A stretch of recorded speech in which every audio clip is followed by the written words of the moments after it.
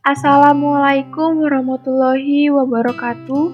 Shalom, Om Swastiastu, Namo Buddhaya, salam kebajikan dan salam sejahtera untuk kita semua. Perkenalkan, nama saya Kaylin Sharon Amelia Othniel dari kelas 11 IPA 3. Di sini saya akan membahas secara singkat tentang Perang Aceh. Pokok pembahasan yang akan kita bahas yaitu adalah yang pertama, latar belakang Perang Aceh, kedua, penyebab terjadinya Perang Aceh, ketiga, tokoh Perang Aceh dan akhir dari Perang Aceh. Latar belakang Perang Aceh. Dalam Traktat London yang dibuat oleh Belanda dan Inggris pada 1824, disebutkan bahwa Belanda harus menjamin keamanan perairan Aceh tanpa mengganggu kemerdekaan Aceh. Namun, Belanda hendak menjadikan Sumatera sebagai lahan tambahan baru untuk menggendutkan kas kerajaan. Apalagi daerah Aceh cukup luas dan memiliki hasil penting seperti lada, hasil tambang, serta hasil hutan.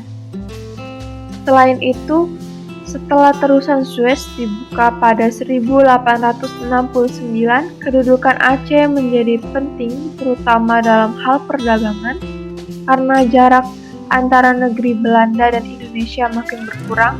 Akhirnya Belanda dan Inggris menandatangani sebuah perjanjian yang dikenal sebagai Traktat Sumatera pada 2 November 1871.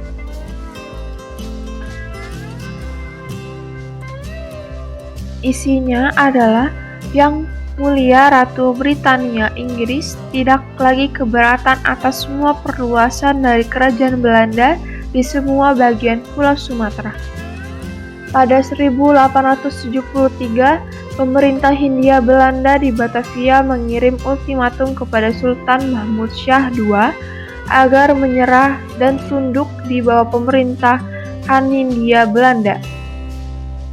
Namun, ultimatum tersebut ditolak oleh rakyat Aceh, sehingga Belanda mengirim ekspedisi militer ke Aceh di bawah pimpinan Jenderal Johan Herman Rudolf Kohler.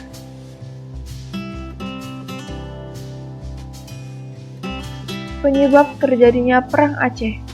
Perang Aceh terjadi karena keinginan Belanda untuk menguasai Aceh, yang kedudukannya semakin penting, baik dari strategi perang maupun jalur perdagangan sejak terusan Suez dibuka pada 1869. Salah satu penyebab terjadinya Perang Aceh yaitu adanya politik ekspansi Belanda karena Traktat Sumatera yang isinya menyebutkan bahwa Inggris memberikan izin kepada Belanda menguasai Sumatera. Dalam kesepakatan disebutkan bahwa Belanda tidak dapat mengganggu kemerdekaan Aceh. Akan tetapi pada praktiknya, Belanda tetap berusaha melancarkan serangan terhadap daerah Aceh yang jauh dari ibu kota. Sultan Aceh pun semakin waspada dan bersiap untuk menghadapi segala kemungkinan yang terjadi.